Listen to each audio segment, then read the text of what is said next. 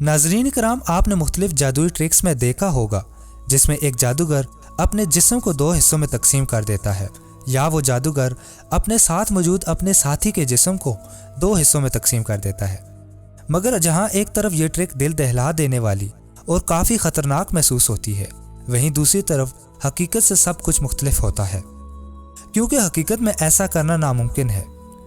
جیسا کہ آپ اپنی سکرین پر دیکھ سکتے ہیں، ایڈم نامی یہ جادوگر دنیا بھر میں اپنی اس منفرد ٹرک کی بنا پر مشہور ہے۔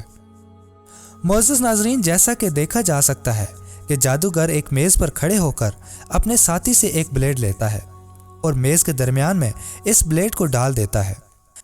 اس کے بعد یہ جادوگر بلیڈ کو درمیان میں ڈال کر اپنے جسم کے 2 حصے کر دیتا ہے، جسے دیکھ کے لگتا ہے کہ یہ حقیقت ہے۔